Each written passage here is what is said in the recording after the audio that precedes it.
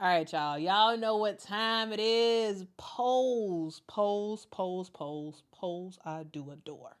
For week 7 of women's college basketball, and guys, for the first time this season, we are taking a look at the NET, which takes a look at strength of schedule in there. So we're gonna take a look at first the AP poll and then the NET. So yeah, for those who are like, hey, look at the NET, look at the NET. I'm looking at the NET today. Okay. All right. So we first start off taking a look at number 1 on the AP rankings, who is the UCLA Bruins. They are steady at number 1. I don't think they're going to drop anytime soon because they do have winnable games coming up. They're also playing right now. They're playing against Cal Poly. Cal Poly. They're playing against Cal Poly right now. The game they should absolutely beat. The next tough-ish game they have is against Michigan on January the 1st, and so I'm looking forward to that game. Number 2, we got South Carolina. They moved up one spot from last week, and the reason why is because UConn moved on down. So UConn moves down, South Carolina moves on up. And they will stay in this number 2 spot until UCLA loses, and then South Carolina will go back up to number 1. Now, let's get into this. South Carolina, they're continuing to do their thing. Joyce Edwards rocking and rolling as a freshman. Mylasia Fulwiley rocking and rolling. Like, everybody is just kind of doing a thing for South Carolina. I mean, there isn't really much to write home about. They've had some pretty awesome wins, including last week dominating, or was that last week? Anyway, recently dominating against TCU. They do have a very, very winnable games coming up with the first real challenge coming on January the 12th as they face number 6, Texas. All right, continuing on, we got number 3, the Fighting Irish, who moved up 5 spots from last week. Now, the reason why they were at 8 last week is because they lost 2 games to teams that they had no business losing to. They were basically on vacation for Thanksgiving break, and they decided to take some days off. So instead of playing their normal self, they played like trash, and they lost. They lost 2 unranked teams. So therefore, it made them drop significantly.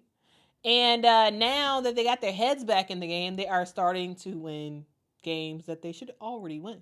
So last week they faced UConn, and that was a fantastic game. Now, I did not cover that game with the recap, and the reason why is because I was unavailable to do a live stream or to make a recap right after the game was over. Like, I was watching the game, I was seeing what was happening. However, I was not at home, so I could not actually make a video. And then by the time I got home, I was tired, so I didn't feel like it. So I didn't make a recap on that. But moral of the story is Hannah Hidalgo is that girl. Paige Beckers is too, but not as much of that girl as Hannah Hidalgo. She put her team on her shoulders. Even with Olivia Miles kind of dealing with the bum ankle of sorts, we saw, oh my goodness, we saw this Notre Dame team show up and show out. And guys, Hannah Hidalgo, sometimes she's a menace on the court. A menace, y'all. A straight up menace. Did her thing. Like, it was, UConn didn't have a chance. Yes, it was a close game, but Notre Dame gave them that work, and it was a fun sight to see. Ultimately, UConn ended up losing. The final score of that game was 79-68, and because of that, Notre Dame moves up, and UConn moves down. Now, Notre Dame is a team that is still severely struggling. They have in terms of injuries, they have a lot of injuries on their team, but they should have players back sometime soon-ish in the next month or so. So yeah, this small lineup that they have eventually will be expanded a little bit, but I mean, they're winning games without a long lineup. So, like, hey, it's working for them. It's working for them. All right, number 4, we got the team that lost, UConn. They moved down 2 spots. Now, UConn's a great team, but clearly, they were no match for Notre Dame. I had Notre Dame winning that game coming into it, and it turns out that, yes, Notre Dame was the better team, and they did show UConn that work. UConn does play Iowa State tomorrow or on Tuesday, and so that's going to be a huge game. That's going to, I think, tell a lot. Yes, absolutely. They should win that game. However, I'm looking forward to seeing Sarah Strong versus Audie Crooks. Okay, that's gonna be the matchup, guys. 8:30 p.m. on FS1. You gotta watch it. UConn versus Iowa State. Audie versus Sarah. Now, Sarah has been doing her thing and definitely has shown herself to be one of the most valuable players on the UConn roster. And Audie Crooks, we already know what she can do. So I'm looking forward to seeing them two go head to head. Number 5, we got LSU. They're continuing to do their thing. Anissa Morrow kind of got hurt, kind of got banged up a little bit in their last game of a blowout, and similar things with USC. Sometimes if you winning like that, you kind of gotta just take your players out. Kind of gotta take your players out. Yeah, she seems to be fine, but yeah, she kind of got hurt a little bit. So yeah, that's something to know. Like you sometimes you just take them out the game. Now LSU moved down one spot, not because they did anything, but because of Notre Dame moving up. All right, number 6, we got Texas. Good old state of Texas. They're continuing to do their thing as well. They have a record of 10-1 on the season. Got a couple of winnable games coming up. So something to note. USC, number 7. Again, when you are winning by a lot, you may want to take your players out. Okay? Juju Watkins kind of got hobbled a little bit. Kind of got tangled up down low towards the end of the game when it was a bona fide clear blowout. Sometimes you just got to take your best player out. I know they want to stay in the game. I know they, players trying to get in rhythm and whatnot. And so, hey, you want to keep shooting, but at some point, you got to put your foot down as the coach and be like, nah, you go to that bench, because we can't deal with you getting hurt. You our best player, okay?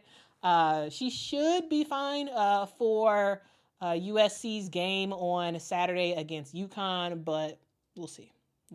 That game is going to be on Fox. It's going to be a really, really fun game. So I'm excited for that game.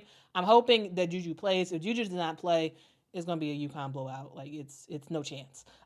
Even with Juju playing, I still have UConn winning, but USC has some sort of a chance if Juju plays, okay? Number 8, we got Maryland, y'all. I continue to love watching Maryland play. They are such a fun team that just rocks and rolls and does their thing. They're winning games, and they're doing it convincingly. And so, yeah, they dropped down one spot, but again, has nothing to do with them per se. It has all to do with Notre Dame and how they are winning. Number 9, we got Duke. Duke is continuing to do their thing as well. Really enjoying watching the new offense that is Kara Lawson's team. I think it's fun. Oklahoma, number 10. They are 9-1 on the season. They have a fantastic game coming up tomorrow on Tuesday against Michigan. That game is at 9:30 p.m. on ESPN. That's a late game, a very, very late game, but I will be up watching that game. I may not make a recap about it, but I will definitely be watching. Reagan Beers continue to do her thing. I enjoy watching her play. I've been a fan of hers since she was at Oregon State, and I think she really has found her groove with Oklahoma, and really, making Oklahoma her home. And guys, she's shooting 72% from the field. Crazy. Of course, most of her shots are like right at the basket, but still, there's a lot of players who all their shots are right at the basket and they're not shooting those 72% from the field. So I'm just saying, shout out to Reagan Beers. Number 11, we got Oklahoma. I was about to say Oklahoma again. Ohio State, the Buckeyes, who are doing their thing as well. Cody McMahon, rocking and rolling. They're winning games, taking names. It is what it is. Continuing on. Number 12, we got TCU, 10-1 on the season. Number 13, K-State, doing their thing as well. Number 14, we got West Virginia, who are rocking and rolling. They do have a upcoming game against Colorado. I enjoy watching Virginia Tech, West Virginia play. I actually just caught their last game. They played They played Temple. And I ended up catching that game, and that was a pretty fun game to watch. Though, West Virginia didn't play well at all offensively, and they still, got the dub. JJ Kennerly continues to be a player that I look at, and a player that I'm sure a lot of WNBA scouts are looking at as like someone who has WNBA potential. Continue on, we got Michigan State at number 15. They are still undefeated on the season so far. They do got some stiff competition ahead, so that undefeated streak is not going to stay for long. I'm just saying. It is not going to stay for long. They got a tough game against Alabama on December the 20th, and then they play Maryland on December the 29th. So one of those games, or both, they losing. So I'm just saying. Michigan State, though, that's a fantastic start. Fantastic start to their season. Kentucky is 9-1 on the season so far. And they're doing their thing, rocking and rolling in the SEC. Georgia Tech is another one of the rare undefeated teams so far. They are 11-0 on the season. Y'all, these Yellow Jackets are making some noise. They had a fantastic game against North Carolina last week. And, Georgia Tech, man. I did not have on my bingo card that Georgia Tech would be 11-0 to start the season at all. Didn't have it on my bingo card. I'm sure you probably didn't as well. But y'all, these Yellow Jackets, they some believers. They are some believers, and they are rocking and rolling. Number 18, we got Tennessee, who are doing their thing as well. The Lady Vols are also undefeated on the season so far. They are 8-0. They do have a couple of tough games coming ahead, and so we're going to kind of see how this continues on. They do have a game against Oklahoma. They have back-to-back games against Oklahoma and then LSU in early January, and so those are games that you definitely want to look out for. North Carolina, number 19 on the season so far, and the loss that they had is the reason for their drop, losing to Georgia Tech. They dropped 5 points from last week at the 19 spot this week, and they do have a game coming up against Florida on Wednesday. Michigan is doing their thing as well. They are 9-1 on the season. Again, the lone loss that they had is at the top of the season when they lost against South Carolina. They do play Oklahoma tomorrow, so that is going to be a fun game to watch, and the freshmen are doing their thing at Michigan. Next up, we got NC State, who did ultimately get some wins on the board last week. They had a really good game against Louisville, and guys, I gotta tell you the God honest truth. Sometimes when I'm watching these games, for sure I want to watch all of the games, but there are sometimes when I turn a game on and I'm watching it, and I'm just like, what the heck is this? What are you doing? What's going on? And I get so annoyed by it being a blowout that I just turn the game off. And that's what I had to do. NC State played Louisville. NC State didn't even play top-notch basketball. They didn't. They played good. They did. Had a lot of turnovers, made a lot of mistakes. They played good. Louisville at home, I don't know what was going on. I don't know what was going on with Louisville. Like, I have no idea. Jeff Walls, I don't know what's going on with your team, but y'all was at home and y'all got demolished. Like, it was sad watching Louisville play. So much so that I was like, you know what? Click. I ended up watching FBI or something like that. Cause I was just like, I can't watch this no more. Like, NC State was dominating them. And the thing was, NC State was not even playing fantastic basketball. But Zam Jones,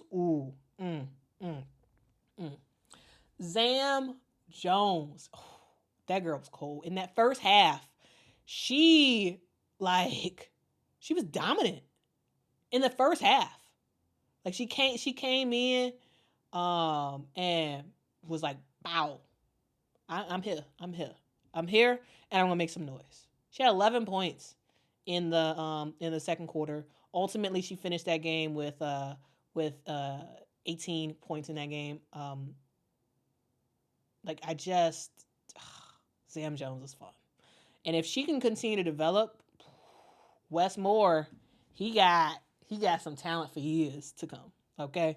Because Sam Jones, I think that was my real wake-up call about her. I was like, okay, keep on with your bad self. Rock on with your bad self, Sam Jones. All right, continuing on, we got number 22, Iowa, who is 9-2 on the season so far. They're doing their thing. They were undefeated, and then they started losing a couple of games to some really good teams. So, not saying a ton. They do play Northern Iowa on Friday, and I must say this. Northern Iowa is not a gimme win, okay? They're not a gimme win. We've seen Northern Iowa give teams some work in the past, okay? Now, this year, Northern Iowa has beat Iowa State. So I'm just saying. Now, while y'all may look at the calendar and be like, oh, Northern Iowa? Oh, Iowa got that in the bag. Nah. I'm just saying. Don't be surprised if Northern Iowa sneaks up and takes down the Iowa Hawkeyes. I'm just saying. Now, of course, I have Iowa winning the game, but I'm just saying, if they don't come to play, they will get got. Okay? All right, number 23, we got Nebraska, who are 10-1 on the season. The Cornhuskers do play Georgia Tech on Saturday, and that's going to be a huge battle. I have Georgia Tech winning that game. That's going to be a fun game to watch, though. So it is going to be on ACC Extra. So it's not on the regular ACC network. ACC Extra at 5:30 p.m. Definitely want to watch that game on Saturday. Nebraska versus Georgia Tech. I think it's going to be a fun game. And who knows? Maybe Nebraska can make an upset. Who knows? But I do have the Yellow Jackets continuing their undefeated streak. Number 24, we got Cal, who are continuing to do their thing as well. They are new to the top 25 list, so shout out to them for making that happen. They got some winnable games coming up, so we'll see how that continues to go. And number 25, we got Ole Miss, who are doing their thing, continuing to stay in the top 25. Now, they did drop 3 spots from last week, and part of that was just other teams doing stuff, right? The 3 losses that Ole Miss has had on the season are very understandable losses, right? You lost to USC, you lost to UConn, and you lost to NC State. 3 really, really good teams. So they're continuing to stay in it, the top 25, and we'll continue to see how that goes from there. All right, so now some of y'all, let's real quick look at the other teams that are getting some votes. Alabama, Iowa State, Illinois. Shout out to the Fighting Illini, who got to get back in the winning streak again. Utah, Vanderbilt, South Dakota State, I should say. The Jackrabbits. I love their mascot. I love the design of Jackrabbits for South Dakota State. Richmond and Creighton, Oklahoma State, Harvard, and Mississippi State. All right. Now, we have looked at the top 25. Now, let's take a look at the NET, the net.